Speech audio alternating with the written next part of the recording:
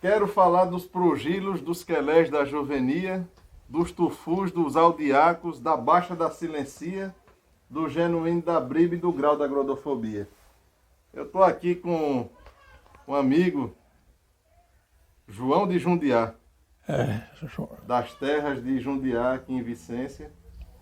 Ele vai contar um pouco de algumas histórias que ele ouviu falar e histórias que viveu, né? E Pois histórias é. que leu também. Histórias que li. Histórias que leu, viveu. Por exemplo, eu tive muitas informações sobre essa região num livro de meu irmão Manuel Corrêa de Andrade, Itamaracá, uma capitania fracassada ou frustrada. Porque isso aqui era Itamaracá, antes de ser Pernambuco. É para o povo saber quem é vai ser. Seu nome todo. Meu nome todo é João Antônio Corrêa de Oliveira Andrade. Nascido. Manuel era Corrêa de Oliveira Andrade, mas brigou com um primo, certa época, e deixou de usar o Oliveira. Assinava as coisas, mas não usava. E eu faço questão de usar o nome todo, porque eu já sou a 7ª geração aqui no Brasil, de portugueses, descendente de portugueses, e o nome é... Meu bisavô do Engenho Canabrava dizia que os descendentes que tirassem o Andrade, ele deserdava, porque o Andrade foi adquirido aqui. Nós viemos de Portugal só como Corrêa de Oliveira. E é de onde, Portugal? Vieram da região do Douro, ali no Porto, ali na região onde fica, do outro lado fica a Vila do Gaia, de onde vieram os Gaiões, a Vila da Gaia, em Portugal. Vieram chegar aqui século o quê? Os Gaiões chegaram aqui em 1810 O senhor. e nós chegamos em 1730 e pouco. Eu estava até conversando com o professor Leonardo Dantas, ele disse que teve uma vinda grande de portugueses no século XVIII para cá, depois da expulsão dos holandeses. Dos holandeses. E esse José Neves Corrêa de Oliveira, que foi o primeiro Corrêa de Oliveira que veio para aqui, se estabeleceu em Goiânia. Goiânia era a capital da capitania de Itamaracá no continente. E a vila de Itamaracá era a Vila Velha, era a capital da ilha de Itamaracá. Vila Velha, né? Era. E Goiânia era a capital no continente, não era uma capital, agia como capital, controlava a região no continente. É tanto que existia uma aristocracia muito forte em Goiânia. Barões e senhores de engenho, e muito forte em Goiânia. E foi através de Goiânia que isso aqui foi colonizado. Porque a divisão de Pernambuco com Itamaracá era o rio Tracunhaém, que passa em Nazaré. A direita do Tracunhaém era Pernambuco, a esquerda era Itamaracá. E aqui passava o Capibaribe-Mirim. Então, essa área situada entre o Tracunhaém e o Capibaribe-Mirim era Itamaracá. Eles iam, quando chegavam perto de Goiânia, o Sirigi era o rio mestre daqui dessa região, esse aqui era o Vale do Sirigi, era afluente do Capibaribe-Mirim. Quando era em Goiânia, eles se encontravam e formavam o Rio Goiânia, que era a união do Tracunhaém com o Capibaribe-Mirim. Dava 18 quilômetros por lá, na União. A União era onde é hoje mesmo a cidade de Goiânia. E fizeram um canal, ajeitaram, criaram um porto para exportação. E todo o produto daqui dessa região ia para Goiânia. Ia de carro de boi, ia de cavalo. Os principais produtos aqui era o algodão, e tinha também a cana-de-açúcar, tinha o algodão e tinha outras lavouras de subsistência, farinha de mandioca e tudo. Isso tudo ia para Goiânia de cavalo ou então de carro de boi. O porto não era em Recife, não era em Goiânia. Não, porque Recife era muito distante para levar de cavalo. Né? E aqui eles descendo, acompanhando o Sirigi. Porque o Sirigi despeja ali em Timbaúba, no Capibaribe-Mirim, e vai embora para Goiânia, né? Então o porto de Goiânia chegava a rivalizar na época com o de Recife. A Mata Norte todo dia ia para Goiânia. E essas tropas de animais que iam levando os produtos da região, eles iam parando, né? Porque num dia só não chegavam em Goiânia. Iam parando em pousadas, né? Foi se criando pousadas que era que abrigava esses tropeiros. E a maioria dessas pousadas se transformaram em cidade depois, como é o caso de Vicência. Vicência era a pousada de Dona Vicência Barbosa. Por isso o nome Vicência. Ela cresceu muito, era muito religiosa, junto com o Frei Caetano de Messina, que era um frade que andou nessa região fazendo casamentos e batizados. Frade capuchinho, é? Era um frade capuchinho. E foi quem construiu essa matriz de Vicência. Dona Vicência deixou de ser, com o tempo, de dona de pousada para ser dona de Sesmaria. Sesmaria é uma propriedade muito grande, né? Que se precisa, é como os engenhos, vieram das Sesmarias. Se dividir em engenhos e coisas. E quem é que dava essa Sesmaria? Era o rei de Portugal. Você fazia o pedido através do governador, ou aqui através de Duarte Coelho, do capitão, da capitania hereditária, e eles mandavam. Quem deu muitas foi Dom José, Rei de Portugal. rei de Portugal. E essas sermarias, posteriormente, aqueles homens de posse, nobres, dava para aqueles apaniguados, pessoas aparentadas, gente mais pobre, né, e ia distribuindo. No caso aqui de Vicência, só teve 4 sermarias. Eu digo que é 5 e esqueço uma. Uma foi o engenho Terra Nova ali, que foi doada ao sogro de João Fernando Vieira. Era Francisco Berenguer de Andrade. É de onde veio o Andrade, que meu bisavô. Depois eu vou lhe dizer por que o Andrade. Era de Francisco Berenguer de Andrade. Os descendentes dele diziam que ele, por parte de mãe, era basco. E por parte de pai, português, Andrade. Mas já me disse uma pessoa que ele não era basco, porque Berenguer não é um nome basco. É um nome que veio das Ilhas Baleares, na Espanha. Ele foi o primeiro homem branco aqui a se estabelecer aqui no Vale do Sirigi. Foi dada uma sermaria a Francisco Cavalcante de Vasconcelos Belo, foi a sermaria de Poço Comprido, que é um engenho muito famoso aqui, e que deu origem a uns 10 ou 12 engenhos. Muitos engenhos, inclusive o famoso Tabatinga, que pertenceu a Joaquim Gonçalves Guerra, que foi revolucionário na Revolução Praeira, veio de Poço Comprido. Várzea Grande, não? Não, o engenho é Tabatinga. É onde tem hoje a barragem de Murupé. A outra sermaria era Laranjeiras, onde é hoje a usina. Era da família de Oliveira Belém. Esse de Oliveira Belém tem uma igreja hoje de São Joaquim, que é muito visitada, que foi feita por ele. E qual foi a outra sermaria, meu Deus? Foi a de Terra Nova, a de Laranjeiras, a de Poço Comprido. Teve outro, o resto surgiu dessas sermarias, ou então engenhos intermediários, que não chegavam a ser sermarias, mas que pertenceram a grandes senhores, né? Como Canavieiras, o Pomal, que era do coronel Antônio Vicente da Costa Azevedo. E esse aí foi parar em Catende, né? Esse não. Costa Azevedo de Catende? É dos Costa Azevedo de Catende. Só que o Costa Azevedo de Catende era Antônio Ferreira. Seu tenente.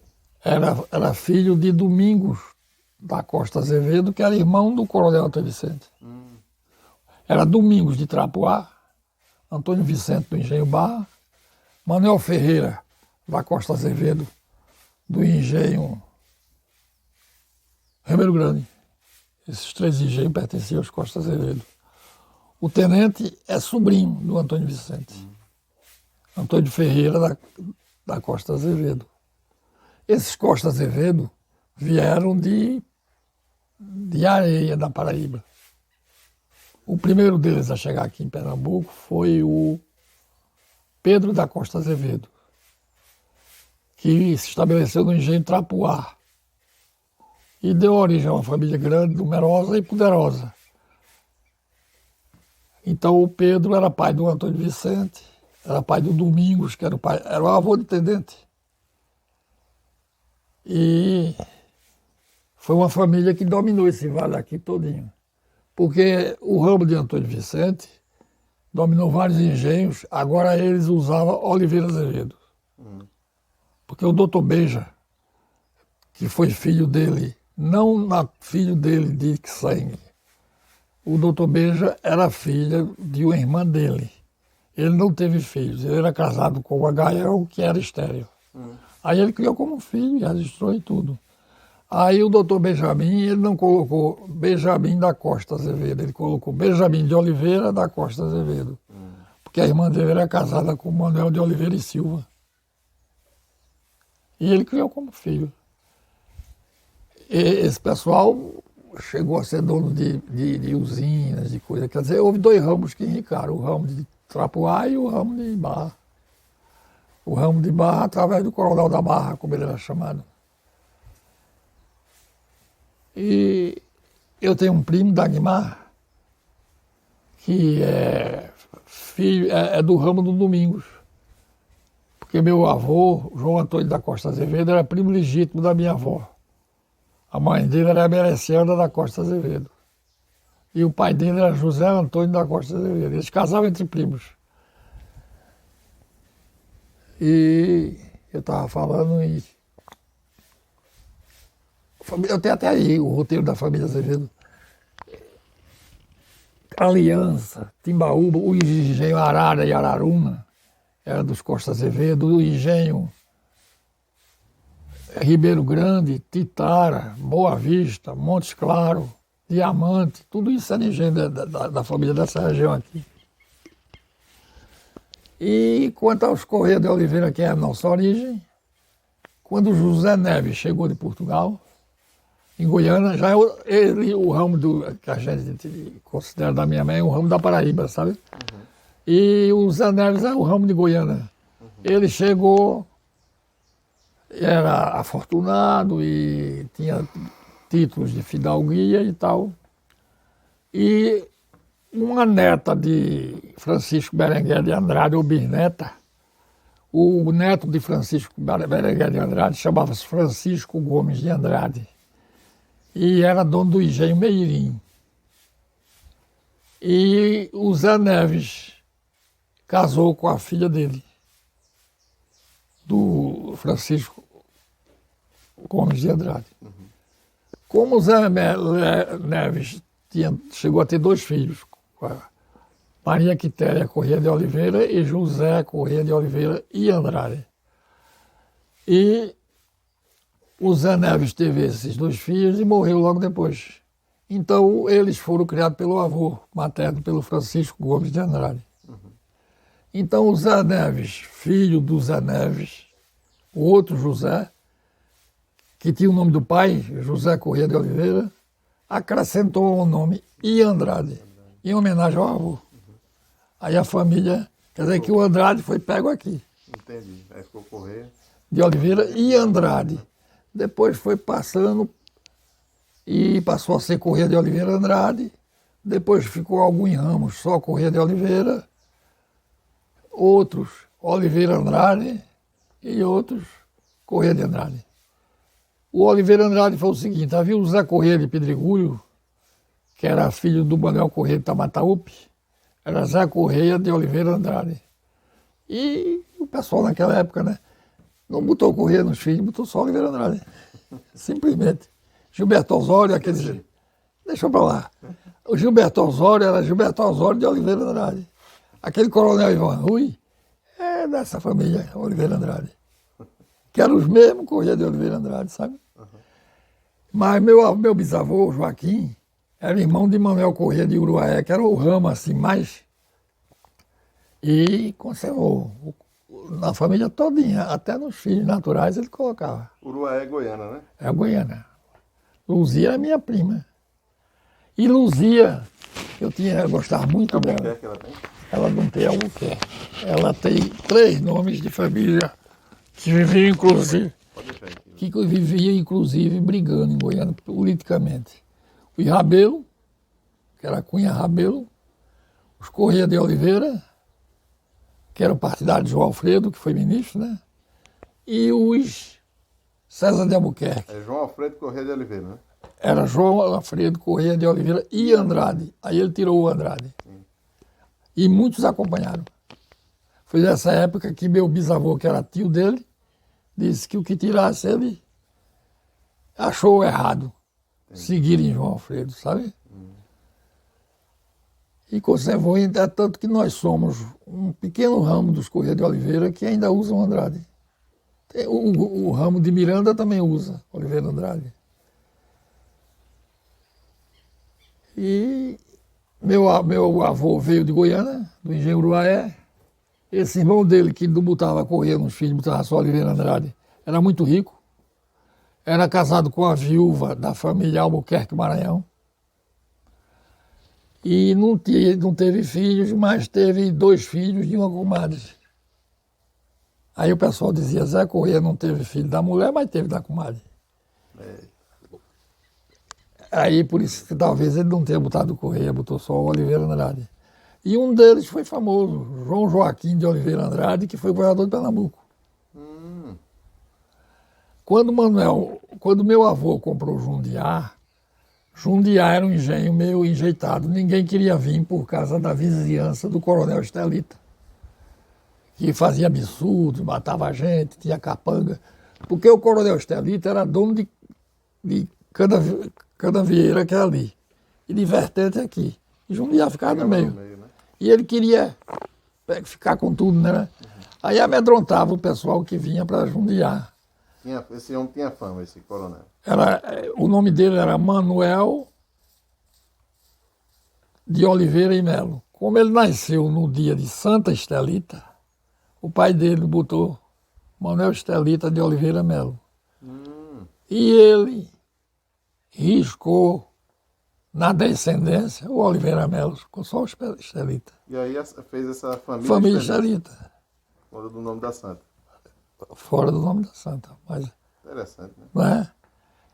É tanto que um deles, Manuel de Oliveira Estelita, me perguntou uma vez, ô João, aquele Estelita do Cais, não tem um cais no Recife, Estelita? Estelita. Tem algum parentesco com a gente? Eu digo, eu não sei, rapaz, eu sei que vocês foram Estelita daqui de Vicência. Ela é Santa Estelita, né? Era Santa Estelita. É do nome da santa mesmo. Também, deve ser. E eles têm o maior orgulho desse nome Estelita. Havia Arthur Estelita do Engenho. Ficou bonito, né? É. Então o coronel Estelita era muito valente, muito brabo. Era ele e o coronel da Barra, o Antônio Vicente. Era quem mandava por aqui. E eram muito amigos, todos dois. 2 homens bravos. Eram os homens bravos da região. O Antônio Vicente era conhecido como o coronel da Barra. O Antônio Vicente. O Antônio Vicente. Agora os irmãos não eram, o Manuel de Ribeiro Grande, o meu... Era mais calmo. Era muito mais calmo. O meu bisavô, o Joaquim, o Domingos, o pai de Tenente, era muito calmo. Tenente era uma pessoa maravilhosa. Tenente enricou, porque Tenente tinha que enricar mesmo. Tenente começou a vida, foi colega de colégio do meu pai. Porque havia um colégio aqui, era o único colégio que havia aqui, era em Tracunhaém. Um colégio de Manuel Xavier de Andrade Vasconcelos. E papai foi estudar lá, porque só era o que tinha. E lá estudava tio Tenente, estudava tio Olinto, que é irmão do Tenente, e outros. E Tenente resolveu sair, fez o correspondente à admissão da época e disse, não vou estudar no Recife não. Papai foi para o Recife fazer preparatório e outros. Ele disse, eu não vou não, porque eu estou perdendo tempo de ganhar dinheiro. Aí o pai dele, Domingos, arrendou para ele o engenho Camarazal, a um tal de João Emoges, que era muito rico em Nazaré. João Emoges era correspondente de açúcar. O que era o correspondente de açúcar? Cada senhor de engenho tinha o seu correspondente. A gente produzia o açúcar e botava para o correspondente e ele exportava. E muitos correspondentes ficaram donos de muitos engenhos, porque quando o cara não podia pagar, ia para Leão. Né?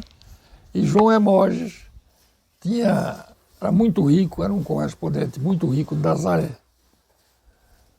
E o tenente foi para Camarazal. Chegou em Camarazal, era engenho Trapiche. Não era a motor, a Manguê ainda. Passou uns 8, 7 anos em Camarazal, surgiu uma usina para vender na Paraíba, ali na Várzea do Paraíba. E essa usina o dono queria vender porque todo ano perdia a safra. O Paraíba vinha uma cheia, derrubava as canas plantadas da várzea, invadia os armazéns de açúcar e tudo. E ele desgostou-se, vendeu a usina barata. Aí o tenente disse, eu vou arriscar. Aí foi a João Hermógenes, que era o dono do engenho do Código da Arredado. Porque João Hermógenes financiava muita coisa, sabe? É como uma espécie de um banco. Aí foi a João Hermógenes e tal, aí João Hermógenes chamou João Hermógenes para o engenho, para ir ver o engenho. Aí João Hermógenes foi, chegou em Camarazal, ficou espantado. Muita coisa feita, muita benfeitoria. Aí disse para o tenente, ô tenente, como é que você faz um negócio desse? Você faz essas benfeitorias todinhas sem me comunicar. E agora? Agora, aí o tenente disse, agora não tem problema. Tudo isso que eu fiz eu usei, você não vai me pagar nada. Aí João Hermógenes disse, tenente, você pode ir para onde quiser. Aonde o nome de João Hermógenes valer, o seu tem o mesmo valor. Aí avalizou a usina. Aí o tenente, pô, compra a usina. Passa 5 anos na usina, não dá uma cheia. Tá. Aí vende a usina cara, porque tinha deixado de dar ceia. No ano que ele vendeu, veio uma cheia e acabou com tudo. Para você ver como ele teve sorte. Rapaz. Quando ele vendeu, ele era amigo de Joaquim Bandeira, que era filho do governador de Pernambuco, Herculano Bandeira. E comprou a Catende em sociedade com Joaquim, ele e Joaquim. Ele muito trabalhador e tal, e Joaquim bem descansado, né? Ele terminou comprando a parte de Joaquim e ficou dono da Catende. E aí se transformou, né? Daquele potentado que era. E ele tinha o seguinte, ele tinha uma vantagem, ele tinha os parentes pobres e ele ajudava todos. Não tinha esse negócio. O que a usina Catende simbolizou aí para Pernambuco? A usina Catende, para você ter uma ideia, foi a maior usina da América do Sul, da América Latina. Naquela época, o tenente já instituiu o 13º mês. Assistência médica, tudo. Ele era, sob o ponto de vista social, era um... Você vê isso no livro escrito por Armando Monteiro Filho. Ele que chama não chama o tenente, ele chama o Costa Azevedo. Chama ele de Costa Azevedo. O que ele fez? Como era o nome do livro? É a biografia do Dr. Armando Monteiro Filho, Queiroz Filho. Aí fala do seu tenente. Fala muito porque o tenente era muito amigo do velho Queiroz Monteiro, da Cucaú. É tanto que os filhos do Queiroz Monteiro casaram com as filhas do tenente, né? O doutor Sodo casou o Armandinho, casou com a filha de Agamenon. Mas o doutor Rômulo casou com Ana Maria, filha de tenente. E foi tudo para Pernambuco. Olha, quando eu me lembro que mamãe, a gente aqui é pequena, eu tinha uma irmã meia gastadeira, Maria Lúcia, minha irmã mais nova, era a nona. Ela até morreu agora. E mamãe, quando ia passar um carão nela, uma coisa, porque ela estava gastando muito qualquer coisa, e dizia, você pensa que é filha do tenente da Catenda? Criou-se esse termo em Pernambuco. Quando o cara era perdulário, tá pensando que é filho do tenente da Catenda? Pensando que pode gastar, é? Outro dia teve... Eu sou de Catende, né? E infelizmente hoje Catende Acabou-se. Acabou-se. O problema de Catende foi João Azevedo também, né? João Azevedo era muito sentimental, ficou sozinho na Catende, ele não era tão preparado como o pai e o pessoal queria dinheiro, né? Os irmãos. Porque Tenente era dono. E João era um dos donos, Eu né? vou falar do seu Santino, Vim falar de Santino. disse que ele era muito... Depois ele veio para a usina Tiúma. Gerenciou a Tiúma no tempo dos Pierrec. Até a casa dele era ali da... Porque eu tinha uma irmã que foi colega de turma de uma filha de Santino. Ele disse que ele era o braço direito do De seu Catende, tenente. de seu tenente. E depois ele saiu, na época do seu... João, olha, os parentes, meus primos, que eu tive alguns primos que trabalharam na Catende por causa do parentesco. Porque tenente era tio de mamãe, irmão da minha avó. E eles diziam que João Azevedo era muito rígido e que Domingos, irmão de João, não era. Agora, João se queixava disso.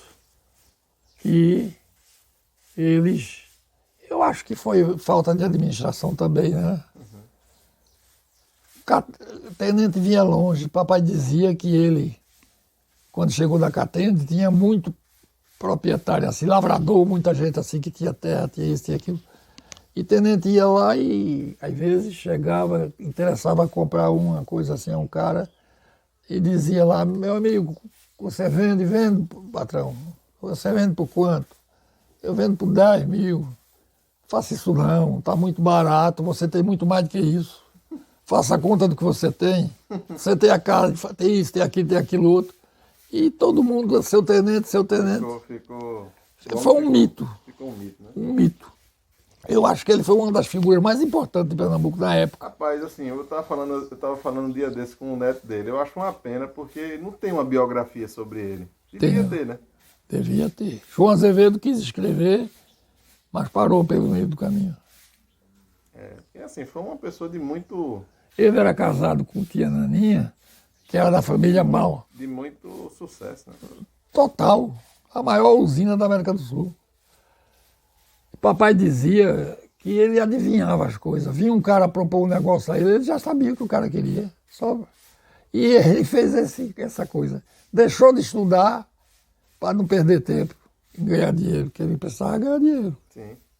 Quer dizer, ele não tinha formação universitária, né? Não tinha, mas era mesmo que tivesse, porque ele era muito inteligente, né? Ele via no meio muito. Ele tinha nem a formação média, nível médio. Sim, nem o nível médio. Né? Nível médio era no Pedro Augusto, se não me engano. E era o mais importante da família e sempre protegeu. Eu tive uma tia Helena, casada com Joaquim Pereira de Albuquerque. Meu avô, por parte de mãe, era muito rígido, o João Antônio da Costa Azevedo. E tia Helena casou com o João Pereira de Albuquerque, aqui do Engenho Oito Porcos. Oito Porcos, o nome do engenho. E tio Quinca, ele era até meu padrinho. Tio Quinca era muito mulherengo, era uma coisa horrorosa. E deixava a tia Helena uma semana sozinha no canto, assim, do engenho. Aí o tenente levou o tio Quinca para Catende, para ser fornecedor dele lá, ficar lá, para Catende, para a tia Helena ficar mais. E esse pessoal todinho depois, que não progrediu, ficou tudo nas costas do tenente. E aqui em Trigueiro tinha uma pessoa pobre, todo mês ele mandava mais do que um salário mínimo para a mamãe entregar. Ele manteve muito, né, a família, né? E o João Azevedo também. Fazer também a mesma coisa. Mesma O coisa. João Azevedo, ele foi o primeiro, eu acredito que ele foi prefeito de Catende, o filho, né? Foi prefeito de Catende. Era o filho mais velho. Filho mais velho, né? Ele também foi do Círculo Católico. Ele era religioso, seu tenente? Ele era tenente, não era tanto não, mas João era, João era mais, né? muito mais. Em Catende tem um Leão 13, né? Você percebe, então, tinha uma inspiração da Hero Novaro, né? Aquela coisa do... Tem um clube operário. Catende foi um negócio, rapaz, foi um negócio. E hoje é só uma lembrança. tenente ajudou muita gente, muita gente. Depois, quando a coisa deu para trás, só depois com a morte dele, né? Domingos Azevedo não queria nada. Era dono ali do Forno da Cal, né? Forno da Cal em Olinda? É. Ô, seu João, e voltando O aqui, Domingos que eu estou falando não é o pai do tenente, é o irmão. meu irmão. Voltando aqui para nossa região aqui, que a gente está aqui falando de Vicência, né, na zona da Mata Norte. Como é que se deu, o senhor estava comentando uma vez comigo, a questão da ocupação territorial aqui, que teve a questão da César Maria, mas teve a questão também, depois da Guerra dos Holandeses, como é que foi isso? Foi, a ocupação aqui foi o seguinte. Na Guerra dos Holandeses, eles nunca tiveram Vicência. Os holandeses. Eles ficavam a 40 quilômetros da costa, sempre, que era para facilitar a exportação do açúcar para a Europa, né? Se eles viessem muito longe, o açúcar ia transportado por animal, né? Não havia estrada de ferro ainda. Eu sei. Que Não até... botaram o pé aqui não, os holandeses. Não. Mas André Vidal de Negreiros foi governador de Pernambuco, foi governador da Paraíba, era dono do Engenho Novo em Goiânia. Há quem faça elogios e há quem critique ele, o André Vidal de Negreiros. Ele resolveu ocupar o Sirigi. Falava-se muito Vale do Sirigi. o Vale do Sirigi, na riqueza do Vale do Sirigi. Aí ele o que fez? Começou a penetrar para o interior. Pegou o Capibari-Mirim, veio subindo o Capibari-Mirim, distribuindo terra com colonos e dando sermarias a quem tinha condições, né? E veio parar aqui no Alto Sirigi, primeiro pelo Baixo Sirigi, depois o Médio, que é isso aqui, depois o Alto, que é São Vicente, Macaparana, né? São Vicente Ferro? São Vicente Ferro. Ele veio ocupando essa região toda. Aqui havia remanescentes de tribos potiguares e tabajaras, que sofreram muito da mão dos portugueses, mas ainda existia, né? E ele tinha um patronato de índios lá em Caricé, chamavam Curato, administrado pelos religiosos, aldeados, que eles tinham uma dupla função. Primeiro, produzir alimentos para ele, primeiro ser catequizado, e depois aqueles engenhos que produziam muito e não tinham escravos suficientes ou pessoas suficientes para a colheita, o patronato fazia um contrato para ele colher com aqueles índios que eram... Patronata? Patronato foi eu que inventei, era Curato. Curato. O Curato fazia... Os índios viviam nesses curatos. Que eram aldeias Eram aldeias administradas. por religiosos. Que era para não assassinar, não matar, porque o colono, né? Os religiosos faziam aquilo para proteger os índios. Para proteger os índios, mas também usava a mão de obra indígena. Usava, assim, sob a forma de aluguel. Houve um curato de índios aqui em També, houve um curato de índios muito grande em Limoeiro.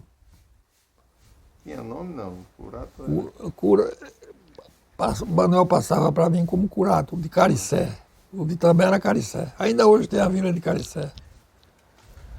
E teve alguns índios aldeados que foi, depois de guerras, eles foram aldeados e ficaram na reserva, né? E havia aqueles que eram manobrados pelos religiosos, né? Que ensinavam a religião. E os outros ficavam como era, como a Baía da Traição ali. Eles ainda estão quase com aqueles costumes da Baía da Traição. Eles foram índios que foram subjugados, né? Mas que foram deixados numa área demarcada, né? O curato não, o curato índio era educado, estudava, ia para colégio. Se formava? Se formava alguns. O Felipe Camarão. Felipe Camarão recebeu do rei de Portugal, não tem a ordem de Cristo, né? O cara, para ter a ordem de Cristo, não podia ter sangue de negro, nem de índio, nem de judeu. E Felipe Camarão era índio puro e foi, por causa do serviço prestado, né, na guerra. Mas Henrique Dias recebeu a ordem de Cristo. Recebeu também. Era negro. Era negro. Todos receberam. O Felipe Camarão era do Engenho Aldeia ali. Aquele Engenho Aldeia, porque ali era um aldeamento indígena. Camaragibe? Pau d'Alho. Ah, sim, que pega pau dele também, né? O Felipe Camarão era filho de Potiguaçu, que foi um dos maiores que prestaram serviço aos portugueses na expulsão dos holandeses, Potiguaçu. Eram os flecheiros, é chamado? Eram flecheiros. Até depois os índios foram muito utilizados pelos senhores de engenhos e fazendeiros como capangas, Jagunço? como jagunço. O tema é jagunço. Aí o cara, quando queria saber o poder de um fazendeiro daquele, dizia quantos flecheiros ele tem, ou quantos arcos ele tem a serviço dele. Né? Entendeu? Porque o índio, Era sério, né, Sérgio? o negócio era sério. Mas era Agora sério. tinha assim, tinha muitos ataques, assim, por exemplo, o camarada tinha uma propriedade como essa, aí tinha que ter os flecheiros, porque ia Tinha ter que se ataque de defender. quem? Os vizinhos, é disputa territorial. Territorial. Olha, outro dia chegou aqui um cara de esquerda, esculhambando o senhor de engenho.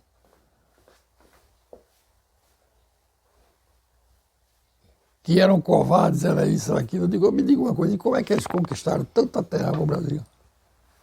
Porque para você fundar um engenho era parada. Porque os índios atacavam os engenhos, os quilombos, os quilombolas. Porque pensa que a turma quando veio aqui dormia em colchão de. Não, ele teve a ousadia de dizer, olha, o senhor de engenho passava o dia Deitado na deitado na rede aqui no Salpena, assim, por exemplo, na Casa Grande. Só se levantava para três coisas. Para fazer sexo com as negrinhas e para comer. Que mentalidade. E quem era que ia prover as coisas? Porque tudo tem que ser provido, né? né? Houve muito senhor de engenho cruel, mas houve famílias que foram conhecidas como os Corrêa de Oliveira mesmo, João Alfredo mesmo era conhecido, os Cunha Rabelo, principalmente os César de Albuquerque, que eram muito aristocráticos, chamavam com ele de mulato, porque ele era abolicionista, né?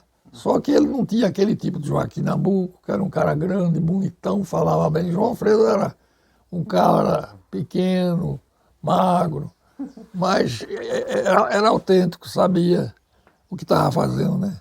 É tanto que a Lei Áurea se deve a ele e a Princesa Isabel, né?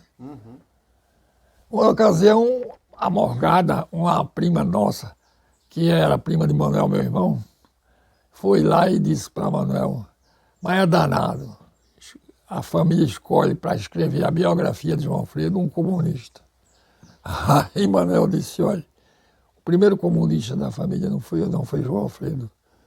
Porque se você ler o projeto dele de emancipação dos escravos, era distribuir terras às margens das ferrovias e às margens dos rios com os escravos, para eles não ficarem aí perambulando. E por isso, as oligarquias, que antes eram monarquistas e que deixaram de ser, Fizeram o golpe. apesar, deram o golpe que era exatamente para ele requerer a terra da coroa.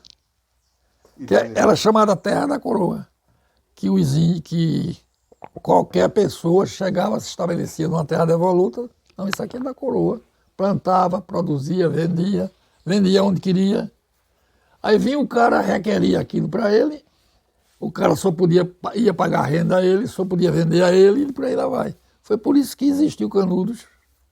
Antônio Conselheiro, que se falava que era monarquista, era isso. Eu não sabia nem o que era isso, eu acho. Antônio Conselheiro, a revolta dele era essa. Era que os camponeses que antes produziam para si, passaram a produzir para terceiros. O fosso, então, aumentou bastante com a República. Olha, Manuel me dizia que não toda coisa, mas a situação agrária foi um desastre para a pobreza da proclamação da República. O povo ficou mais pobre, né? Mais pobre, empobreceu. É uma pena. Porque você tinha seu flecheiro, tinha isso, tinha coisa, mas o cara tinha um sítio, tinha uma coisa. E outra coisa, havia sempre os coronéis, né? E quando eles brigavam entre si, era de quem se valia, né? E era bom que houvesse mais de um, porque senão aquele acabava com tudo. Não sei se você leu O Continente de Érico Veríssimo. Não, Tinha um nem tem. o Horácio da Silveira e o Juca de Badaró brigavam pela Mata do Sequeiro Grande, em Ilhéus. E a guerra começou quando o senhor Badaró, irmão de Juca Badaró, mandou matar um Firmino, que era apaniguado de Horácio da Silveira. E o Preto, ele era muito religioso, o senhor Badaró, antes de mandar fazer, ele lia sempre a Bíblia. E o Preto, nessa vez que foi matar o cara, assistiu ele ler a Bíblia e ficou impressionado. Aí errou o tiro de propósito no Firmino. Aí o Firmino foi ao Horácio da Silveira, olha, o senhor Badaró mandou me matar para ficar com minha propriedade, porque é anexa a ele. Aí começou a briga de Horácio com... E os Badaróis perderam o poder, que era o maior poder de Deus, era dos Badaróis, passou para o Silveira. Interessante demais. Né? Era muito interessante, porque quando havia 4, 5, porque quando o cara sempre estava de um lado, porque ele estava protegido. Os senhores de engenho. Os senhores de engenho, aqui teve um que foi morto na Revolução de 30, porque os trabalhadores dele, do Engenho Cachoeira, veio para a feira com as facas, sem andar de peixeira, né? E prenderam. Seria bom botar também a máscara. Não. Prenderam eles e, por conta disso, ele veio soltar os caras. E houve uma briga entre ele e o Zé Cândido de Sossego. E o Zé Cândido, na Revolução de 30, ficou com Getúlio, né? Mandou as tropas lá para prender o Coronel Oliveira de Canaveira. O Coronel Oliveira de Cachoeira.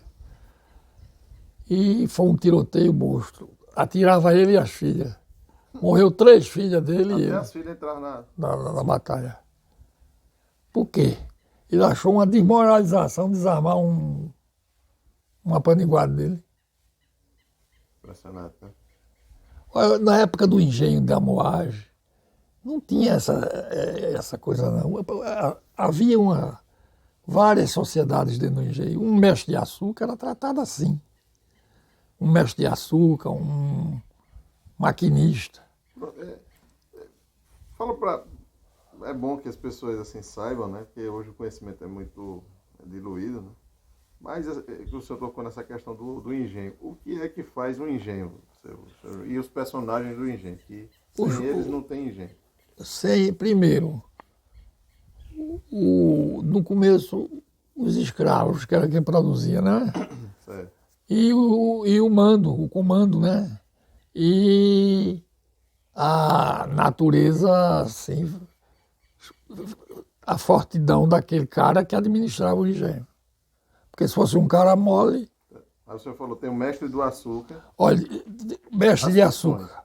Eu vou lhe contar as pessoas que tinham no engenho. No engenho tinha, primeiro, o senhor de engenho. Segundo, o feitor. Terceiro, o maquinista. O feitor era o quê? O administrador? Era o administrador menos graduado. Quando o senhor de engenho morava na propriedade e tomava conta, não tinha administrador. Mas quando ele ia para o Recife... Aí deixava o feitor. Deixava o administrador. Maquinista. O maquinista, o mestre de açúcar, o caldeireiro. O caldeireiro era o que passava de taxa em taxa. O cambiteiro, o carreiro, tudo tinha uma função social ali. Quando o cara não dava para nenhuma dessas coisas que eu lhe falei, ia para o eito. O que era o eito? Cortador de cana. Cortador de cana e limpador de mato. É tanto que no livro de você vê, fulano de tal caiu no eito. Quer dizer, ele não se adaptou a nenhuma dessas outras. E foi para cortar cana.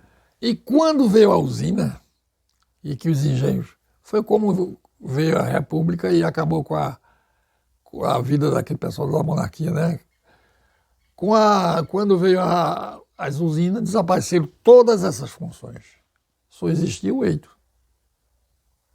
Para que mestre de açúcar? Para que maquinista? Quebrou tudo, não foi? Desapareceu. Não tinha mais finalidade. Olha, papai tinha um mestre de açúcar aqui, chama, não sei o que, dos Anjos.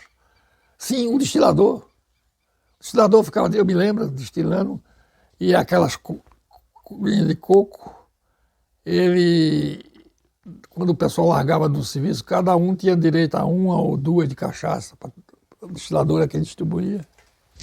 O leite, papai mantinha uma vaca de leite para dar o leite aos filhos dos moradores menores.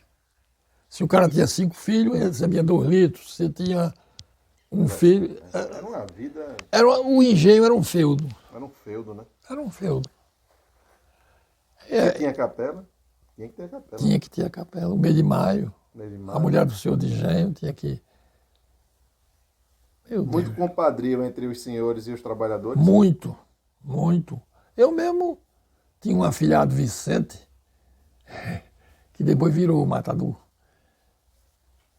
Era filho morador daqui, era meu afilhado. Foi o meu primeiro afilhado. Eu tinha muito afilhado aqui em Vicente. Virou pistoleiro. Ele virou pistoleiro depois. Morreu já? Morreu, não. Os irmãos morreram todos. Era Vicente, Eduardo, Ivanildo e menininho. Só tem vivo o Vicente e Ivanildo. Mas Vicente está arrimado no meio do mundo, ninguém sabe. Eles eram filhos de uma menina que mamãe criou. E que casou com um rapaz chamado Zé Correia, que podia ser até parente nosso, longínquo. Mas ele era o Zé Correia e a Santana eram 2 criaturas ótimas. Os filhos foram tudo assim, bravo. Seu Lula Maranhão, que era um chefe político daqui, pessoa muito boa, não era violento. Mas o Eduardo, ele não ia para canto nenhum sem o Eduardo, que era irmão do Vicente. Acaba de dizer o capanga, leilão de boi, leilão de coisa, estava lá seu Lula e Eduardo sentado de lado.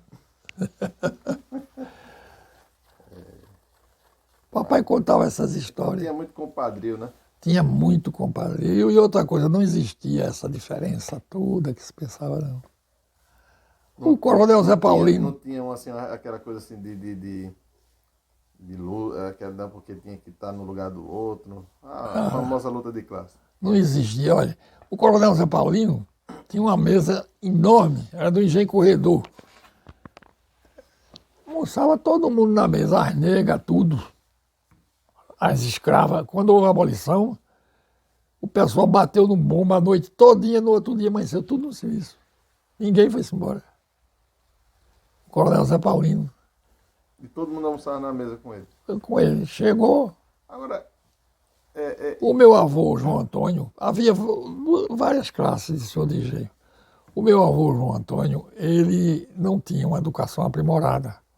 Ele era um cara muito trabalhador e para uma pessoa ser boa, ter valor para ele, fulano é muito trabalhador, pronto, acabou-se. Acabou-se. Né? Para ele ser trabalhador era tudo. Já o meu outro avô, que era Corrêa de Oliveira, era educação, mais estudar, classe. Aí eu digo, a gente vem de dois, a diferença dos meus avós. Ele tinha isso também, né? Tinha isso. Tinha o senhor de engenho mais, digamos assim, mais refinado. Mais refinados, a família Corrêa de Oliveira era metida a nobre, metida a ser o que não era, né? Mas... E a família Costa Azevedo, olha, o velho João Antônio, da Costa Azevedo, quando um filho dizia, papai, eu não vou estudar mais não. Ele mandava cortar uma vara de mato, 2,20 metros para medir a esquadra, entregava a ele. Vai medir, você vai ser o feitor de Ribeiro Grande, ou você vai ser o feitor de Montes Claros. Já encaminhava. Já encaminhava para trabalhar, não aconselha, não, vai terminar o estudo, nada disso. Agora, apesar disso tudo, ele teve 10 filhos. Teve um que foi famoso. Estudou, foi para São Paulo, formou-se em medicina e foi interventor aqui em Pernambuco. Para você ver que esse negócio de estudar depende muito da família, mas é da pessoa também. A pessoa tem que querer, né? Ele tinha 9 irmãos, tio Domingos. Ele formou-se em medicina, numa época daquela, e os irmãos eram tudo dono de engenho. Interessante. Que às vezes a pessoa... Zélia dizia muito que as meninas aqui, minhas filhas perderam muito com esse negócio de estudar no interior. Eu digo, Zélia, isso é besteira. Quando a pessoa quer estudar, estuda. O que papai fazia para os filhos estudarem? E eu não estudei. O senhor- Maria Lúcia, minha irmã, foi que se formou em engenharia, eu acho, porque papai era louco por medicina, engenharia e direito. Eram os três grandes cursos, né? Que tinha na época, né? Papai formou-se em direito em 1906. Quando o papai nasceu, vovô Neco chamou um escravo que era muito ligado a ele, vivia pela Casa Grande, era um escravo que dizia que vinha com um grupo de negros para vender e foi aprovisionado por outra tribo que vendeu ele e os negros que ele vinha trazer. Ele veio bater aqui no Brasil. Ele dizia que queria ver a briga do pai dele com o cara que fez isso. Era João Dias. E vovô gostava muito de João Dias. Aí vovô pegou o Manuel, botou no braço e disse assim, porque o papai tinha mania de sentar naquela calçada ali do lado e ficava cheio de trabalhador ali, sentado, conversando. E vovô chegou com o papai no braço e disse, pronto, João Dias. Chegou Joaquim Correia. Aí João Dias disse, é preciso que Manuel Correia faça com Joaquim Correia o que Joaquim Correia fez com Manuel Correia, porque o pai de vovô Neco era Joaquim, de Canabrava. Era o coronel Quincas de Canabrava. Era quem arranjava voto para João Alfredo, do Partido Conservador. Interessante, né? Porque eram duas famílias diferentes. Vovô, embora a gente tivesse uma admiração pelo coronel João Antônio, maior do mundo, porque ele liderava o mundo inteiro. Eu nunca vi uma capacidade daquela. Eu não sei se eu já lhe contei, na Revolução de 30, mamãe fez uma promessa para fazer aquela capelinha de Santa Joana d'Arc. E papai era pegado muito com a cultura francesa, a literatura francesa, essas coisas. E era um admirador profundo de Joana d'Arc. E onde é que eu estava, meu Deus? Na Revolução de 30. Na Revolução de 30. Sua mãe se apegou. Fez aquela promessa. E papai não pôde ficar aqui em Jundiá, porque grupos liberais incendiaram o Engenho Pomal e outros engenhos por aqui. E papai estava aqui em Jundiá sozinho, perrepista. Ele era do Partido Republicano Paulista. Era de Washington Luiz Rosa e Silva. E ele tinha sido advogado do governo de Herculano Bandeira, que foi muito perseguido também na Revolução de 30. Aí ele resolveu mandar a mamãe com os filhos para a casa de um cunhado, tio Zé, e viajar com os Bandeira de Melo para fora. Os Bandeira de Melo fugiram e ele também. Aí eu digo, a mamãe foi para o engenho de tio Zé, depois disse, sabe de uma coisa? Eu vou para o engenho de meu pai. Aí foi para o engenho Montes Claros, que era do velho João Antônio da Costa Azevedo. E para encurtar a história, ninguém tocou num fiozinho. de Jundiá. Aí mamãe dizia, falava de Santa Joana d'Arc. Eu digo, ô mamãe, que eu sempre fui meio irreverente. Mas, ô mamãe, será que foi Santa Joana d'Arc? Ou isso tem um dedo de vovô? Ela ficava possessa. Porque para ela foi Santa Joana d'Arc que acabou-se. Mesmo que se fosse através de vovô, foi Santa Joana d'Arc que induziu a ele. Foi Santa Joana d'Arc. Tá aí a coisa sobre. E tá aí a capela em homenagem. Tá a capela em homenagem. Agora você veja. Quem era que ia bulir com o genro de João Antônio da Costa Azevedo? Era um homem que, quando andava em aliança, todo mundo tirava o chapéu, Coronel João Antônio, Coronel João Antônio. E tinha curso primário. Mas tinha 5 engenhos morrendo. Ao redor da coisa. Uma vez, Joaquim contando essa história do Coronel João Antônio, porque Joaquim, meu irmão, que era engenheiro, era até professor emérito da Universidade Federal aqui de Pernambuco. E tem até um livro dele. Ele escreveu também. Joaquim era muito preparado. E Joaquim contando a uns amigos, porque quando ele fazia uma proeza, assim, uma coisa, aí a gente dizia, mas Joaquim, tu tá doido? Rapaz, vocês esqueceram que eu sou o neto do Coronel João Antônio. tem que botar isso na cabeça, que eu sou neto do Coronel João Antônio. Aí quando foi um dia Joaquim contando as proezas do Coronel João Antônio, a uns amigos dele da escola de engenharia. Aí teve um que disse, ô Joaquim, o Coronel João Antônio era rico, não era? Ele disse, era rico, era 5 engenhos moendo. Aí ele disse, está explicado. Está explicada essa força toda desse coronel. Ô, seu João Antônio, o senhor falou dos personagens, mas a questão física, né? O engenho Banguê. O Banguê, eu vou lhe dizer, Almanjá... Casa de Purgar. Aí, vamos por ordem. Qual é o que você quer primeiro? Banguê. Banguê. O engenho Banguê, todo engenho que não for usina, que o bagaço não for para a caldeira pela esteira, ia em Banguê. O bagaço da cana a cana era moída, o bagaço era espalhado ao sol para secar. Quando ele secava, vinham os bagaceiros secos, com os banguês, 2 homens, já 8, 10, conforme fosse a capacidade da moenda. Carregar, quer dizer, o banguê se via para tirar o bagaço verde da cana moída, para ir levar para espalhar, e se via para levar para moer. Daí o nome banguê.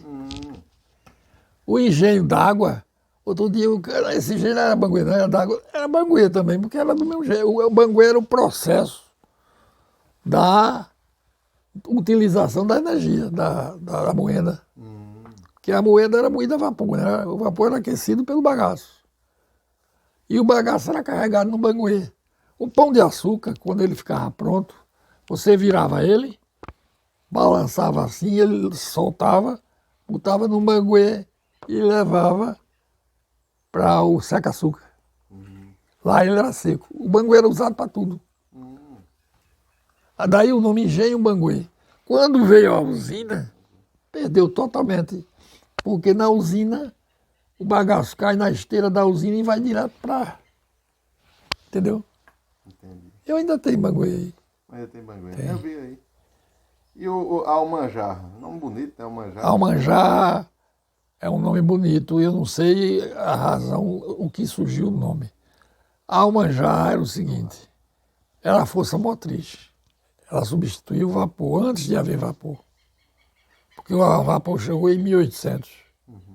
Antes disso, os engenhos eram moídos a tração animal. Era uma roda com os cabos onde você prendia os animais e eles ficavam rodando. Era o boi, né? O boi Podia ser cavalo, no né? sertão. Na zona da mata, como a produção era maior, era égua. Era. Eu vi o engenho Aurora moendo na Banguê, as éguas era e no boi aqui devagar. Ainda hoje tem o do boi, porque no sertão, ainda hoje se moe para fazer rapadura no boi. Do boi, né? É. Isso era chamavam Almanjá. Aquele rangido, né? Não, o rangido não é do Almanjá, é no carro de boi, Carro de boi. que vai buscar a cana no partido. Outro elemento importante, o carro de boi, né? Muito importante. É tanto que existia uma motinha, uma coisa que dizia assim, boi de carro, boi velho trabalhador. Quantas vezes qualquer coisa de sol nascia, sol se pôr. O carreiro era uma pessoa, o carreiro era o motorista, era quem levava o dono do engenho. Mamãe ia visitar os meus tios, que tinha tio Clóvis de Monte Claro, tio Kim Quintitara, tio Zé de Ribeiro Grande. Ia de carro de boi. Agora fazia uma empanada por cima, sabe? Feito aqueles filmes americanos do oeste, daquelas carroças. E tinha o carreiro certo, o carreiro bem arriado, bem, com guarda-peito, com tudo, e que soubesse guiar bem os bois, né? O cabo tem que saber, né? Tinha que saber. Não é chegar Para assim, dar ré e encostar, é como encostar um trator. não é chegar assim e botar não, né? Não era todo mundo, não era carreiro, não. O carreiro tinha que ter Tem que ter ciência. ciência. E o carreiro gritava e o boi, tinha boi que... Aqui tinha um boi diamante, que era só para amansar garrote. Botava o garrote na canga com ele, passava a correia de ponta, que era para ficar, e podia gritar. Ele sustentava. O lugar onde podia pular, fazer o que quisesse, mas chamava-se Diamante esse boi. Tinha o mundo tinha outro, rapaz. A gente vivia feliz. Porteira, tinha que ter a porteira, né? Tinha que ter as porteiras todas ainda, né? Porteira é um lugar, é uma coisa, um lugar importantíssimo, né? Na vida do engenho, né? A porteira as porteiras dos engenhos. E tinha senhor de engenho que botava um cabo armado na porteira para só entrar quem ele quisesse. Né? Tinha outros que não. Aqui mesmo as porteiras ficavam até abertas, papai não tinha inimigo. Papai era muito adiantado para a época que ele viveu, sabe? Uma vez ele estava na calçada, ele e mamãe, e um carreiro ia passando com o carro de cana, com a chuva medonha, molhando. Aí papai disse, mas o Mira é danado. Procídio, levando chuva ali, carregando a nossa cana, e ainda tem gente que vai falar deles, ainda acha que eles não prestam. Papai era muito... Ascenso Ferreira diz, né? Cana caiana, cana roxa e cana fita. Cada qual é mais bonita, todas boas de chupar, né? Qual é a cana que é boa pro açúcar? Ou é tudo... Tem canas ricas hoje, né? Ou é tudo a mesma coisa? Toda a cana, quando chegou, foi uma revolução. Durante 300 anos aqui produziu essa cana crioula, que veio da Ilha da Madeira. Depois, em Goiânia, um senhor de engenho chamado Diogo Rabelo fundou uma variedade de cana chamada manteiga. Uns chamavam de cana-manteiga. Não, fundou a variedade caiana, que trouxeram da Guiana Francesa, que era mais produtiva. Depois da caiana, veio a flor de Cuba. A flor de Cuba. Flor de Cuba. Devia ter alguma coisa com Cuba, né? A caiana tem a fama de ser muito doce, né? Boa, né? Boa e doce, mas a flor de Cuba é mais gostosa, tem mais... Depois dessas três, veio a cana, várias variedades. A Bahia, Né? A fita que é fininha. a fita, a cana para ração, tem uma caninha também bem fininha. Depois, agora, quando eu me entendi de gente, já homem, a variedade era 3x. Porque eles vão conseguindo, porque aquela cana vai pegando tipos de doença na região. Sim. Aí ele vai substituindo por outra que não pega, né? Porque com o passar do tempo a cana vai perdendo Com o uso do solo, né? com o uso do solo, naquela mesma cana. Ô, seu João, e o que é que Pernambuco deve à família Albuquerque? Eu acho que tudo. Tudo? Quase tudo. Os Albuquerque. Quem o verdadeiro donatário de Pernambuco, no meu entender, foi Jerônimo de Albuquerque. O torto. O torto. O velho Jerônimo de Albuquerque. Jerônimo Bulhões de Albuquerque. Que veio com Duarte Coelho. Duarte Coelho viajava muito e participava daquelas guerras portuguesas na Índia, as coisas, e deixava sempre Jerônimo aqui, né? E Dona Brites de Albuquerque também foi uma criatura notável. Administradora, né? Administradora. Quer dizer, já tinha uma mulher que mandava nas coisas. Né? E Duarte Coelho já tinha uma mulher. E Duarte Coelho era um homem assim muito honesto, muito rígido. Pegava os cabas daqui que vinham de lá deportados por mau costume e sacudia para Itamaracá. Mandava para Itamaracá para criar problema lá, aos Lopes de Souza, né? Lopes de Souza, que eram os capitães, né? De Itamaracá. O primeiro capitão foi Pero Lopes de Souza. Morreu pelos índios. Morreu pelos índios. Duarte Coelho era odiado e era amado. Ele era odiado pelos caetés. Mas ele fez aliança com os Tabajaras, né? De Arco Verde, que não tinha força, era uma tribo pequena. Há quem diga que fosse até uma corrutela dos caetés. Fosse como é que chama aquilo que sai de outro? Sei lá, um ramo. Que ele fosse um ramo. E os potiguaras. Os potiguaras, a princípio, aliado dos franceses. Mas depois, com jeito, com tempo e com os filhos de Jerônimo de Albuquerque, que eram mamelucos, né? se tornaram amigos. Agora, por que deve tudo a eles, aos Albuquerque? Porque foi eles quem criou a condição para que Pernambuco existisse. Porque Pernambuco foi uma capitania bem sucedida, porque houve a aliança dos brancos com os índios. Não ficou, pelo menos com os índios que precisavam, que não eram que estavam explorando. Os principais de Pernambuco eram caetés, né? Os outros tinham medo dos caetés. Porque os caetés pegavam da foz do Rio São Francisco até o Canal de Santa Cruz. Os tabajaras ficavam um pouco para dentro, não ficava. E os potiguaras iam do litoral da Paraíba até o do Maranhão. Só havia uma interseção no meio dos potiguaras. Havia uma tribo tapuia que chegou até o litoral. Havia um enclave. Eles têm até o nome deles, um nome interessante, que tem muito na cidade de São Paulo.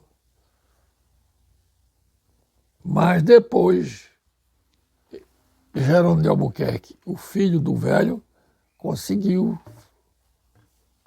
tornar amigos dos potiguaras e os tabajaras. Foram sustentar. Quer dizer, os portugueses que contavam com os tabajaras passaram a contar também com os potiguaras. Né? Muito habilidoso ele, né? Muito habilidoso. É o Adão pernambucano. Né? É o Adão pernambucano. Muita gente. O velho, né? O velho, porque muita gente fala do Maranhão. O do Maranhão é filho dele. Jerônimo de Albuquerque, do Maranhão. É filho dele com a Índia. E esse Jerônimo de Albuquerque, que o Maranhão enaltece muito o Jerônimo de Albuquerque na pessoa do Maranhão. Mas o principal é o pai. Porque o Jerônimo de Albuquerque do Maranhão, ele se tornou-se do Maranhão quando ele conquistou o Maranhão, né, aos franceses. Ele teve uma sorte tremenda. Quando ele chegou no Maranhão, ele por terra e Alexandre de Moura por mar, comandando a esquadra, o almirante, o rei de Portugal, o rei de França, Luís XIII, justou o casamento com a infanta portuguesa.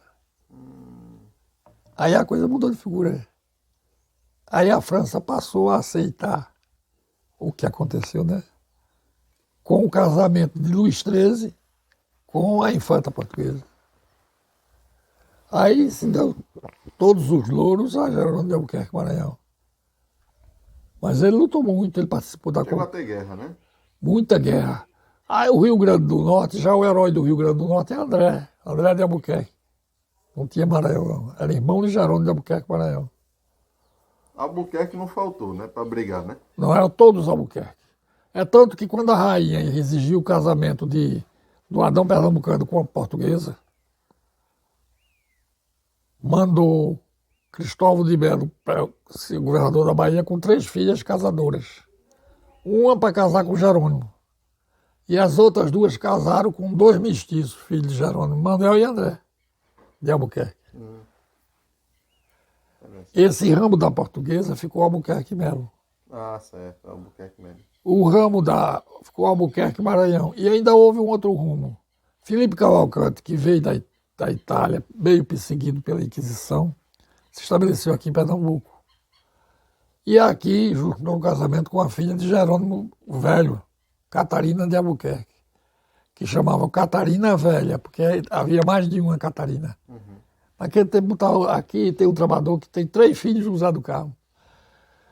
Esse Felipe Cavalcante casou-se com Catarina a Velha e formou a família Cavalcante de Albuquerque. Esse foi o primeiro Cavalcante. Esse foi o primeiro, Felipe Cavalcante. Ele era florentino, era de Florença. E casou-se com... E os filhos foram viscondes e coisa e tal, de barões. Foram mais importantes, talvez, até do que os filhos do outro Jerônimo. E teve um deles, Antônio Francisco Cavalcante de Albuquerque, que admirava muito o lar indígena dele. E era revoltado, porque ele não tinha Arco Verde, que era o nome do avô dele. E a mãe dele foi desprezada depois por Jerônimo de Albuquerque e ficou fiel a ele a vida inteira. A Índia. A Índia. Mudou de nome, né? É Maria do Espírito Santo. Maria do Espírito Santo. Maria do Espírito Santo Arco Verde. Aí ele adotou Antônio Francisco Cavalcante de Arco Verde. E aí vem Vem a família Arco-Verde. Tanto os Maranhões como os Arco-Verdes descendem dos Albuquerque. Os Albuquerque vieram de Portugal. Vieram de Portugal, eles eram visigodos, porque os visigodos fundaram vários reinos, né? Os reis, E viviam em guerra lá em Portugal com Castela, né? E um tal de Teles Menezes, naquelas brigas intermitentes entre Castela e Portugal, conseguiu conquistar o castelo de Albuquerque, que ficava limítrofe entre Castela e Portugal. Aí ele já passou a ser conhecido por Fulano de Tales de Menezes, de Albuquerque. do Albuquerque, Castelo de Albuquerque. dono de Albuquerque. Dono de Albuquerque. Aí ele desapareceu o Teles Menezes e voltou e ficou usando o Albuquerque. O nome é Menezes. É Menezes, quer dizer, que até que eu li um livro muito interessante de Paulo Frederico Maranhão. Ele dizia: os Menezes viraram Albuquerque e os Albuquerque viraram Maranhão, que não foi assim, que tem muito Albuquerque, né? Sim, tem muito Albuquerque ainda. Então, a família Albuquerque, o senhor fala que Gilberto Freire diz de algumas famílias, né? Tem Albuquerque, tem a... Qual é a... Ele diz que nobre mesmo, muitos enobreceram aqui. Certo. Porque, inclusive, a coroa comprava e vendia títulos de nobreza, né? Muitos enobreceram aqui, mas Os pernambucanos, era Albuquerque, Cavalcante, Albuquerque, Vanderlei e Souza Leão. Não sei por que os Vanderlei. Porque Vanderlei veio de Holanda, né? de Holanda, foi Gaspar Vanderlei. Ele traiu os holandeses, né? Porque ele casou com a neta de Jerônimo de Albuquerque. E foi para Serinhaém. São os Vanderlei de Serinhaém, eles dizem que são mais importantes. Porque o ramo surgiu em Serinhaém. O ramo veio de lá, né? É um Gaspar Vanderlei, que era comandante de tropa e que, debandou para o lado português. quando perdeu, ele entregou o forte. Mas ele já era suspeito porque ele era casado com a neta de Jerônimo de Albuquerque. Rapaz, Jerônimo de Albuquerque, ele teve mais de 50 filhos, foi Teve 28 catalogados. 28 catalogados. Catalogados. Mais perde feio para Dom Pedro I, né? 70 filhos, Dom Pedro I. Não, nossa. Não sabia dessa não. Dom Pedro teve 70 filhos. Estão tudo por aí, então, perdido, né? Ele botava brasileiro o sobrenome. Brasileiro. Fulano de tal brasileiro. Mas eu acho que isso é safadeza. Porque o povo gosta muito de denegrir a monarquia. Isso deve Eu não ser. sei porquê. Eu tenho um neto, João Pedro, que ele disse: mas vovô, eu fiquei espantado. Eu estive em Portugal, estive lá no Palácio de Queluz, olha que boi bonito. É bem bonito. E ele me disse que voltou impressionado como os portugueses gostam de Dom Pedro I e os brasileiros criticam. Mas eu não acredito que ele deixou 70 filhos, não. Mas eu já li um livro que ele foi morar perto de um convento e umas freiras mandava todo dia uns bolinhos para ele, toda semana. Agora escolheram a escrava mais feia que tinha para mandar. Lá, quando foi um dia, a escrava apareceu grávida. As freiras foram interrogar, ela disse: são filhos do imperador. Tem essa história, né? Por isso que tem a história. Você pensa que tem o rei da barriga? Ah, sim. Tem essa expressão, né? História é uma coisa fabulosa, né? Aí tem o... E aquele Souza Leão, essa família aí? Agora você disse, essa era da gema mesmo. Eles eram de origem francesa e portuguesa. Os Souza em Portugal sempre foram famosos, né? E casou um Souza com um pessoal francês, veio da cidade de Lyon, na França. Estabeleceu-se em Portugal e casou-se com a Souza e fundou a família Souza Leão, que é a outra família que é nobre, segundo Gilberto Freire. Era Cavalcante, Albuquerque, Vanderlei e Souza Leão. E outra coisa, tem muita família Melo aqui em Pernambuco, né? Muita família Melo, porque sempre os Melos estiveram sempre na frente das coisas aqui em Pernambuco. Você não vai numa cidade que não tem uma Avenida Bernardo Vieira de Mello. Não é? Agora eu tenho uma neta casada com um Vieira de Mello. Eu fiquei arretado com ele. O nome dele é Fábio Vieira de Mello. Aí casou-se com ela. Ela é Manuela Vanderlei. Teve um filho. Eu digo, como é que vai o Vieira de Mello? Não é Vieira de Mello não, seu João. Eu botei Vanderlei de Mello. O cara não tem a mínima noção de história, de valores, de coisa nenhuma. Aí vai pela estética, sei lá. Ô, seu João, e a minha família? Qual é a sua? Família Silva. Como é que fica a família Silva? Você quer ver, tirar um retrato dos Barão? Dos Silva? Depois a gente tira o retrato dos Barão. Para mim, é um dos brasões mais bonitos. E Silva tem de Mois, né? Tem demais, mas eu não sei se tem mais Silva ou Cavalcante, dizem, né? Dizem que tem mais, dizem que a maior família do Brasil é Cavalcante. Cavalcante. Porque você viu? Silva foi adotando assim também, né? Fulano adotou. Dizem que foi um senhor que veio de Portugal. Mas o primeiro Silva, o senhor tem notícia? Dizem que foi. Você vai ver aí no livro, tem a história de Silva. Era dono do. Eles eram reis de Leão. Era o nome da família. É a Torre de Silva, né? Tem lá em Portugal, né? Tem nomes que por si só, não é? Os Maranhão. Os Maranhão é um orgulho do Maranhão danado. Não fala nem nos Albuquerque. Ficou, o Maranhão suplantou, né? Suplantou. Magalhães. Era Roberto Magalhães mesmo, né? Ele só usava Magalhães. Tem nomes assim que suplantam outros. A minha família mesmo é 3 nomes, nenhum tem importância. Correia, Oliveira, Andrade.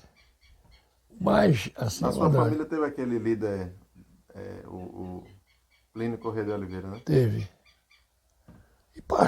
E até dos mais próximos, é do ramo de Uruguaiana, do mesmo ramo nosso. É de parente próximo. Próximo. Tio de Luzia Rabelo. Luzia era uma prima minha, que eu gostava muito dela. Eu era noivo de Zélia, ela já era madura. E eu ia conversar com ela, ela contava a história, ela gostava da história das Correias.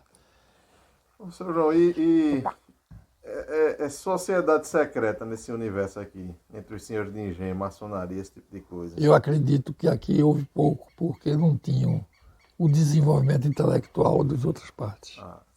Foi gente que foi plantador de algodão, foi coisa que subiu e fez, como disse Antônio Bernardo de Moura. Eu lhe contei a história de Antônio Bernardo de Moura, não lhe contei? Antônio Bernardo de Moura.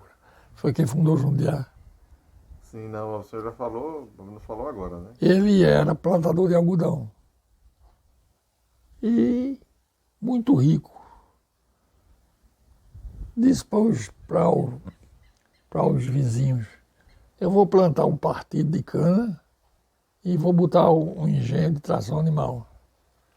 Aí o cara disse, rapaz, tu tá doido, tu vai deixar o algodão dando o dinheiro que tá dando. Foi na época da Guerra de Secessão. Para plantar cana, ele disse, mas meu problema não é dinheiro, rapaz, dinheiro eu já tenho muito. O meu problema é ser chamado de senhor de engenho. Eu quero ser chamado de senhor de engenho. Quero ser chamado de senhor de engenho. Por quê, fulano? Porque senhor de engenho eu toda vez Prestígio? É respeitado, ouvido e obedecido. O negócio dele era a posição social. O título se impõe por si, né? Quer dizer, era cobiçado ser senhor de engenho. Esse Antônio Bernardo de Moura fundou Jundiá, tinha uma filha, Antônia Guilhermina de Moura, que casou com José Francisco Lopes de Lima, que fez muita coisa em Jundiá. Foi quem fez a Casa de Pulgar. E até hoje, né? E está até hoje. Empregou tanto dinheiro em Jundiá. Naquela época se tomava emprestado e se dava por garantia, né? Que perdeu o engenho. Puxa vida. Gastou mais do que Zé Francisco Lopes. Gastei mais do que devi, devo mais do que paguei. Devo mais do que você agora disse tudo. Na minha família tem pessoas assim que gostam de conversar. E outros que meu filho nem liga. Meu filho é muito prático. Ele acha que o cara é feito meu avô, o velho João Antônio. Tem que ser prático, né? Tem que ser trabalhador, tem que ter dinheiro, tem que fazer. Ô, seu João, e vamos, para pontuar aí uma história curiosa, fale aí, que o senhor falou de seu Estelita, né? É, Fale aí como é que foi a morte dele. eu não sei.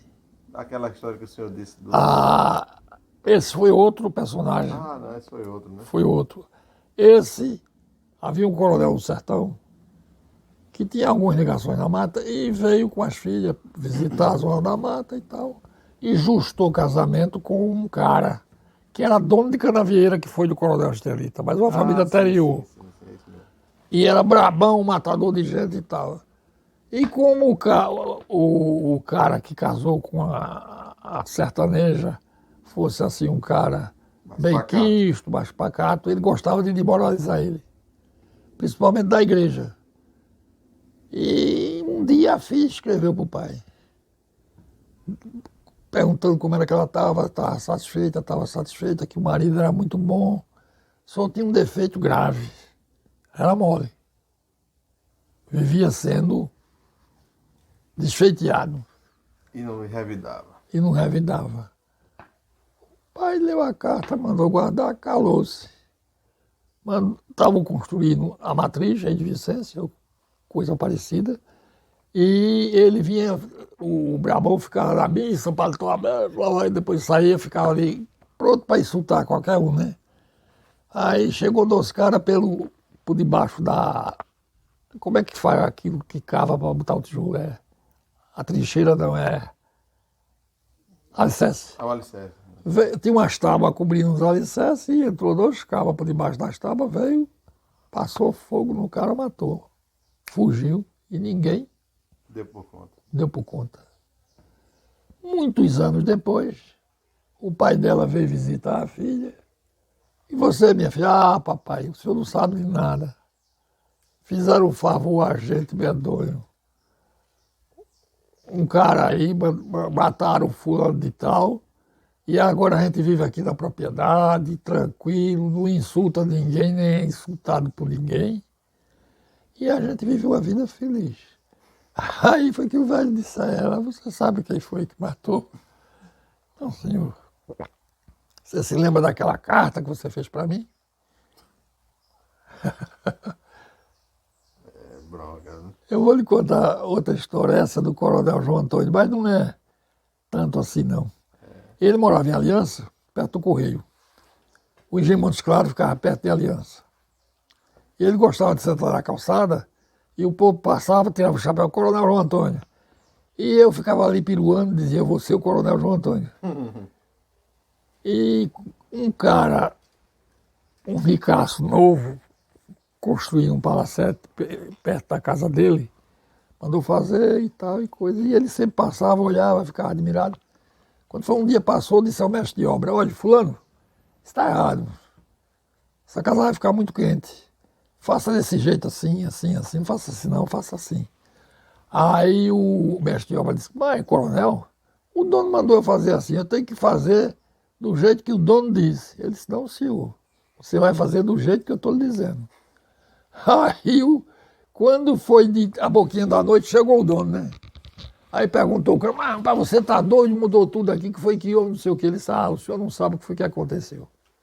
Passou por aqui o coronel João Antônio e disse que eu fizesse assim.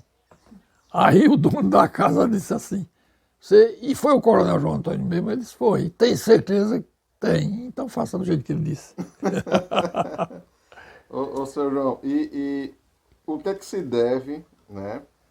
Tanto a queda dos engenhos, o senhor já falou, foi a usina, né? A chegada da usina acabou com Os engenhos. E o que é que se deveu agora em Pernambuco a queda também das usinas? A queda das usinas agora é problema de São Paulo, né? O Sul, que já está caindo também. Mas teve alguma coisa interna também que atrapalhou mais ainda? Teve uma coisa interna que atrapalhou muito, aqui na Zona Norte, pelo menos. Os senhores de engenho da Zona Norte, fornecedores de cana, viviam bem. De repente vieram as leis trabalhistas todas. Você tomava dinheiro no banco, não pagava juros. não tinha correção monetária. E a gente vivia por conta disso. Joaquim, meu irmão, uma vez fez uma conta para mim de quanto eu ganhei pelo fato de não ter pago correção monetária nem juros. Com a vinda disso, os engenhos. Aí foi um ciclo vicioso, né? Aí os engenhos foi falindo e procurando as usinas para arrendar. E as usinas começaram arrendando, pagando renda de engenhos falidos, já sem cana quase. Tiveram de começar do começo. Foi o grande mal das usinas. Entendi. E aí tinha que pegar, assim, né, tinha que... Aumentou muito a folha de pagamento também, né? Do trabalho. Aumentou muito a folha de pagamento. Teve que se comprar muita máquina que não tinha nos engenhos também. E acabou que todo mundo perdeu, né? Trabalhador, empresário. Todo mundo perdeu. Entrou na coisa. E as leis trabalhistas também influenciou muito também. E o trabalhador também, com mais acesso às escolas, porque todo engenho tinha uma escola. A minha avó já ensinava, a vovó Joaninha, as escravas, filhos de escravos. E eles conquistaram uma posição melhor fora, né? Noutros empregos, ia para o Recife. Quantas famílias daqui, tradicional aqui do engenho mesmo, que eu nunca mais vi. Outro dia chegou um, veio me visitar, que pastoreou um boi aqui comigo, Mané Gonçalo. Morava no Recife, tinha uma vendinha lá no Recife e tal. Ia muita gente para o Recife no começo para dirigir aqueles cavalos de carroça. Uhum. A minha região mesmo, aí veio, atende, né? Aí veio, primeiro, eu fiquei até impressionado, porque eu não sabia, assim, a quantidade de engenho que tinha, né? Tinha mais de 50 engenhos só em Catende. Aí depois veio a usina Catende, é muito mais de 50. E depois João Azevedo ainda comprou o campo de Pirangi. Aí depois com a queda da usina Catende, aí veio a quebradeira geral, a cidade empobreceu muito. Rapaz, a gente tem um exemplo. Hoje favelizou, né? Favelizou. As cidades da Zona da Mata hoje Culturalmente também caiu. caíram. Você chega. Sabe o que é que ocorre? Vou lhe contar. Você chega aqui em Vicência, era tomada por senhor de engenho. O cara tinha 2.000 toneladas de cana e morava no Recife. O que ganhava aqui gastava lá. Aí você chega em João Alfredo. Eu ia muito para a feira de João Alfredo, porque eu sempre gostei muito de gado. Aí você vai na estrada de João Alfredo, uma casinha, um curral, uns garrotinhos, um morador ali. Muito pequeno proprietário, que aquele dinheiro que ele ganha ali, ele gasta ali mesmo, João Alfredo. Aí é melhor, né? É a melhor distribuição das terras. É melhor. Você vai aqui em Macaparana, eu tenho um amigo que é do Engenho Bonito em Macaparana, vem muito aqui. E São Vicente, é outra mentalidade, eles plantam goiaba, eles plantam banana comprida, eles plantam uma série de coisas. A mentalidade da Zona da Mata destruiu, não foi? A mentalidade do senhor de engenho. Seu de engenho. Eu tenho um sobrinho, um afilhado, Romero, que tem um filho, Rafael, que está namorando com uma moça de Macaparana, e ele me disse: seu João, é impressionante, 2 cidades irmãs com a mentalidade tão diferente. O senhor chega num produtor daquele, o cara com 90 hectares, 80 hectares, procura ele, está no meio dos trabalhadores, trabalhando. E aqui o senhor já fica na calçada, chama o feitor: fulano, como é que foi? Você viu o serviço? Vi. Tá bom, e tal. Entendeu? O feitor não interessa, porque aquilo não é dele, né? E o cara que vai... Se bem que, como disse o turista que veio aqui, tinha seu de engenho trabalhador, né? Tinha muito. Ernesto Maranhão, meu cunhado. Meu cunhado carregava bagaço seco. Papá. Existia muito, e com mentalidade de senhor de engenho, e muito. Hoje, Com o fornecimento de cana, ganhou-se muito dinheiro. Eu vou lhe explicar por quê. Porque o engenho moía, você cortava a cana lá não sei aonde, mandava buscar lá, trazia para dentro da fábrica, meio mundo de gente trabalhando e ganhando. E quando você passou a botar para a usina, você cortava e botava num ponto lá, o caminhão da usina vinha e pagava, e você recebia o mesmo valor de 60 quilos de açúcar. Que você gastava o dobro para produzir. Papai enricou quando deixou de ser senhor de engenho para ser fornecedor de cana. Agora, sempre dizendo que não era senhor de engenho, não, que era lavrador. Ele resistiu muito Eu já ouvi falar assim que a presença, né, o mando governamental de Arraes foi muito ruim para todo mundo. Para o trabalhador, para a Exato. usina, para o senhor de engenho, para todo mundo. E o que é que o senhor diz disso? Olha, eu sou um pouquinho suspeito, porque mano, eu era muito amigo de Arraes, né? Ana Arraes hospedou-se aqui, os tempos da política. Mas para mim eu tive uma vantagem. Eu tinha assim uma certa força moral com o povo, eu não tinha greve. Não, entendi. E o pessoal me respeitava muito assim, porque eu nunca botei um revólver no quarto, eu nunca ameacei ninguém, nunca dei piso em ninguém, nunca fiz nada. É tanto que hoje eu chego em Vicência, é uma festa. É seu Joãozinho para cá, seu Joãozinho para lá e tal. É o último, seu de gente, só resta ele, é o último. Pois E é. aquele sistema de meu pai, papai, era o sistema dos Correia de Oliveira. O João Alfredo mesmo tem umas ideias esquerdistas. Agora, Miguel Arraes, mamãe tinha ódio. Tinha ódio. Mamãe era dura, tinha ódio. Miguel. Sua mãe era religiosa? Era muito religiosa. Mamãe tinha ódio. Mamãe dizia que papai teve sorte, porque morreu poucos anos antes de Arraes se eleger. Mas mamãe, a pessoa teve sorte porque morreu, mas não viu essa desgraça. Então é isso, seu João. Vamos. Acho que a gente. Eu acho que eu acrescentei alguma coisa. Procure o que você quiser ver assim. Outra coisa, o engenho era dispendioso. Para você fazer 40 pão de açúcar por dia ali, aquele engenho era batidinho de gente. Né? Caldeireiro, batedor de mel, mestre de açúcar. Tinha Você a bênção no início tinha aquela festa. Tinha aquela festa, a benção. Chamava o padre. Da butada. A butada, né? A butada. Você perguntou o que era a casa de purgar. Eu vou lhe explicar agora.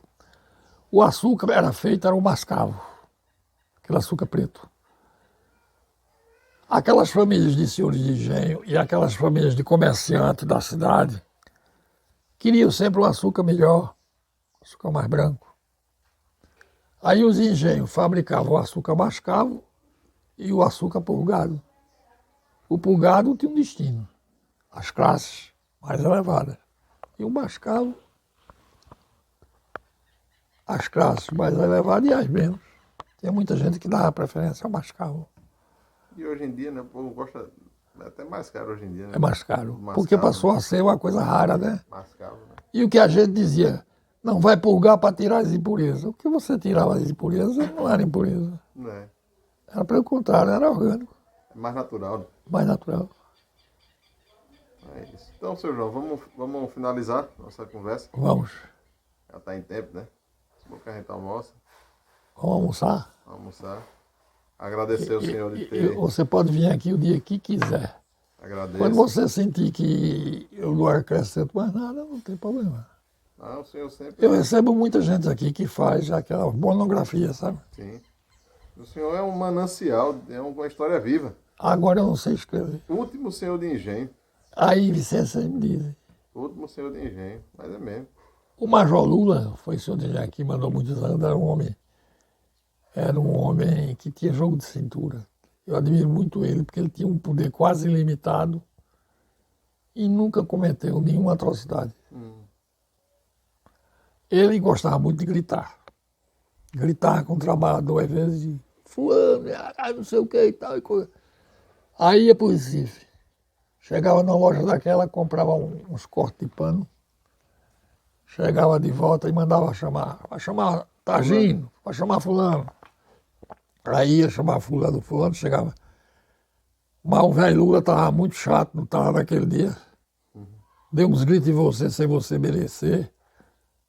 Esse velho Lula está sem jeito mesmo. Mas eu trouxe um presentezinho para você. Um corte aqui para uma camisa e um corte de pano para você fazer um vestido para sua mulher. Era um homem assim.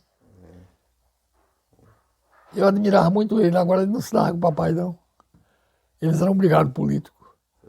Papai ele dizia, ô João, ajeita teu pai para eu ir lá, rapaz. Teu pai é muito ranzinza. Eu digo, mas seu Lula, ele... não acho ele ranzinza não, porque ele aprova a minha amizade com o senhor. Aí quando foi um dia, seu Lula disse, ô João, eu vou mandar você pedir uma coisa ao seu pai. O papai estava muito doente, passou uns 2 anos com insuficiência cardíaca e tomava oxigênio aqui mesmo. Naqueles balões de oxigênio. Aí, papai, eu queria fazer um pedido ao senhor. Ele disse, diga qual é. Eu digo, Lula Maranhão, mandou pedir ao senhor para vir me visitar. Aí ele pensou, disse, olha, diga a Lula, que eu não tenho raiva dele nenhuma. Aí deixa eu morrer assim mesmo. Vou contar outra de papai também. Manuel tinha uns amigos esquerdistas que viviam muito por aqui. Isso aqui era uma universidade. Diga a Lula, que deixa a gente morrer assim mesmo. Aí Caio Prado Júnior chegou e disse, era um comunista de São Paulo. Disse, ô doutor, como é que o senhor se sente hospedando em sua casa um comunista? Ele disse, Caio, comunista rico para mim não tem problema nenhum, eu tenho medo de comunista pobre. Muito bom. E como é aquela história também que ele dizia que queria morrer no mesmo dia da... Ah, ele era louco por mamãe, eu nunca vi tão apaixonado. E mamãe era meia durona assim, mas... Aí ele dizia, ô Zumira, mas era tão bom que a gente morresse no mesmo dia, né? Aí mamãe dizia, não senhor, cada um que morra no seu dia. Eita, papai. Mas é isso, vamos E lá. eu aperriei tanto ele, viu? Vamos lá que estamos em tempo. Eu vou mostrar aqui um pouco a visagem, né, que a gente está tendo. Ô Joselma. Joselma. Aqui. É muito bonito aquilo ali. Aqui o senhor construiu, né, seu João? Olha, sim, eu vou contar a história dessa casa. Essa casa era uma miniatura da Casa Grande. Era um chalézinho pequeno. Morou aqui um cunhado meu, que ficou, Ernesto Maranhão, que morreu usineiro. Ele brigou com o dono da usina Aliança, entregou o engenho da Aliança e ficou, aceitei para onde ir. Aí veio morar aqui nessa casa aqui. Eu tenho até 2 sobrinhos que nasceram aqui. E depois ele comprou Titara a tio Zé. Com o dinheiro da indenização das canas da Aliança, ele comprou Titara a tio Zé. E daí foi Titara, Boa Vista, Trigueiro. Ele era muito rico. Ele enricou muito, era muito trabalhador. Terminou usineiro. Era irmão do Lula Maranhão. Sim. Vou contar outra história de Lula Maranhão. Uma vez eu vinha de carro, parei ali na chã, aí estava seu Lula a cavalo, ele tinha um cavalo veneno. Ele andava de paletó. Diga, seu Lula, juntou aqui morto. Foi que houve. Dei uma lapada em Ramo. Ramo era um filho dele mais velho. Foi que houve, seu Lula. Eu fazendo política e Ramo aí, agarrado com meus adversários políticos. Aí eu dei uma lapada nele e disse a ele que... Aí eu digo, mas seu Lula, ele disse, mas João, olha, eu tenho 3 filhos, não sei como é que vai ser. Ele tinha 9 engenhos e 3 fazendas. Porque um é doido, que era o Lulinha, que era muito amigo meu, o Lulinha. O Dida é doente, tinha um câncer na cabeça.